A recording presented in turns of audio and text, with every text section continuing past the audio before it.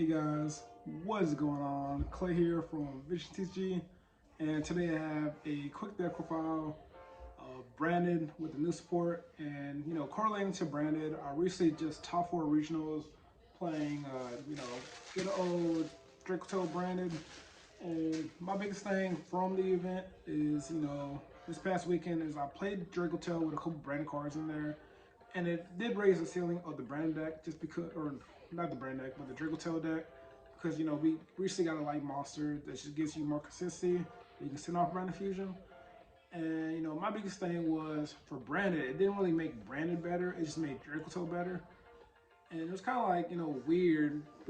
I did well at that event, but I feel like Branded has been put into the back burner, and it was no longer its own deck. So the fact that we have recently gotten new support for the Branded strategy, and if you can try playing the deck pure again, it's really nice. I think the deck has a lot of potential. I think this is a tier 2 level threat into the format. I think it can top regionals, and hopefully it can top YCS. So, I'm happy to see this deck have more potential, and to see Konami is still supporting it. And this, the reprints were really nice to the deck, and I feel like if you're getting to the game, it's really worth looking into. And even if you are a returning player, it's nice to look in this deck just because I think the ceiling has been raised. I think it's a really nice deck into the format. Even if YuGiOh has a big target on his back, retaliancy and whatnot, I think Brandon can still navigate through those cards pretty well. So beside that, I want to go ahead and show you my list with y'all, talk to some of my team members, and this is my 60 card version deck. It's kind of inspired from the OCG list of playing the 60 card version and the auto lock into the deck. And on paper it seems really good. I plan on testing the deck a little bit more on Doom Book. I got like a lot of schoolwork that I'm taking care of, and I'll be working like 60 plus 50 plus hours a week. But with the time that I got, I'm not going to use that as an excuse. I am going to test the deck moving into the format, and this is a list that I currently have. So let's go ahead and get into it. So this is a map that I got for getting 4th place with YuGiOh Branded, and now I'm gonna share my Branded 6 card list with y'all. So 3 card per use of albaz. This is Straddles of the deck, allowing you to just get to your Branded spells and traps. Your engine requirement of 3 fallen albaz. Even if you banish 2, you can recur with new fusion, which is nice. 2 copies of Cartesia. This card is really good pairing with other monsters in your deck. Plus, you got fusion deployment, which is nice.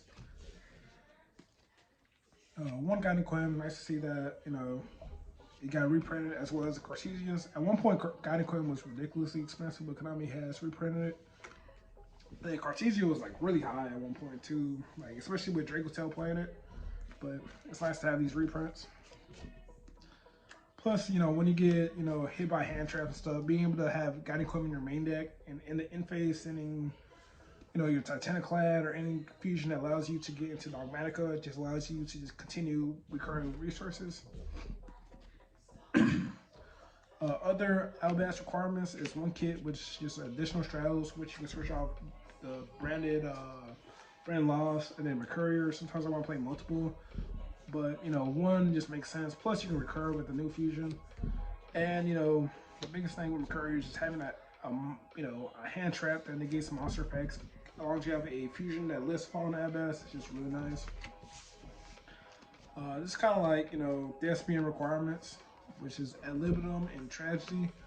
Libitum is kind of optional, but it just raises the ceiling very high of the deck. Just being able to, loop into multiple Mirror Jades into the opponent's turn is really nice, or just being able to go to Chimera and bring back Mirror Jade is good.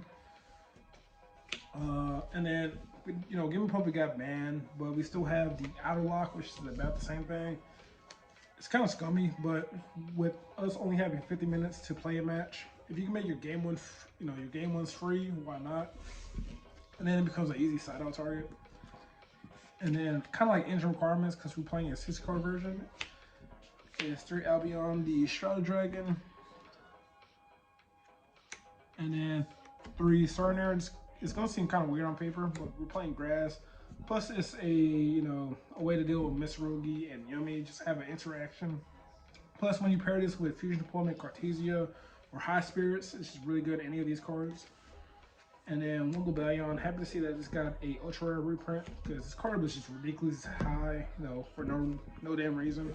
Because there has not been like just a deck in a format that has been topping consistently with multiple Lubellions. The consistency cards were 3 brand opening. Love to see this card has gotten an alternate art and fusion deployment. Really good because Brandon is the only deck that make fusion deployment an insane card. You have not seen like any meta relevant threat playing multiple fusion deployments. 3 high spirits for consistency. A really good pairing with your Albion the Shadow Dragon as well as your Visio Surnir. It's really strong. 3 Allure just for more consistency plus deep drawing into your deck. So it's just nice to have these consistency cards in your deck. Even though it's 60 cards and draw is in the format, you just, you know, game 1, just don't expect your opponent to have draw and just have the highest ceiling deck. And then coast side, you try to worry about draw. And then engine requirements, 1 Foolish, 1 Ghost Art, and 1 Grass. Just very strong one of those. I don't see a reason not to play these. Loss and red, just engine requirements. As well as more engine requirements as vision duplication and retribution. Very strong one of those. Non-engine was 3 Fualos, 3 Ash for whenever you get Charmed, 3 Super Poly, it's a very strong card. The new, technically non-engine, but is engine, 3 the Fallen of the Virtuous, just kind of like an offering to do where it's a quick play spell that pops card, but you're sending a branding card from the extract, so just giving you more follow. 3 Droplet, a card that your opponent can interact with, similar to Super Poly. This card seems kind of weird, but you play 1 talents. This is an OCG trend where they only play 1 Thrust in the main deck, and then 1 Kaba, just very powerful cards. And you know, I kind of been liking the ratios more than anything. And that's 6 cards in the main deck.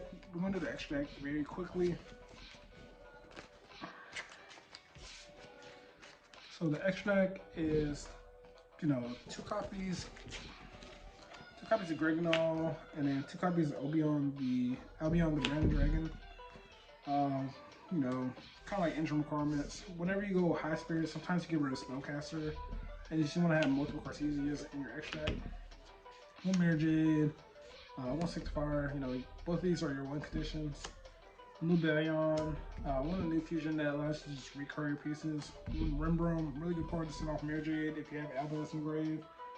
To be able to fuse on main opponent's turn. Titanclad, which is Titanclad, allows you to just out and like unaffected monster, as well as just being a very powerful card in itself, as well as an in-phase piece to play around like Nib and stuff like that. 1 Destiny and Cortez, 1 Chimera, 1 Chaos Fusion, similar to Chimera, and then your 2 super power targets, Mud Dragon and Garura. So, you know, that's it, y'all. That's kind of like my OCG, you know, whenever I was looking to the OCG list, that's kind of like my mindset. Shifted on this style of deck, you know, being able to play Super Poly, being able to play a 6-card variant, being able to fit like 18 non-engine outside of the 3 Surnir that are good in, you know, Yummy and Mitsu. I think this deck has a lot of potential. Hopefully this deck, you know, can be a very valuable tier 2 strategy. And Brandon has a lot of history. I think, you know, the deck is always constantly getting support. I think it has been a very good investment for, you know, casual to semi-competitive players. And, you know, more than anything, konami is going to be continuously giving this deck support. And this should definitely be something, you know, we continue to experiment with, try to solve, and, you know, hopefully this deck will, you know, top of YCS, maybe top of Nationals, maybe you win either one of those events. And, you know, that's it, y'all. So I love y'all. Definitely like. I plan on maybe do like some DB videos with me piloting the deck. And that's it. So love, like, subscribe, and I'll see y'all next time. Peace and sign out.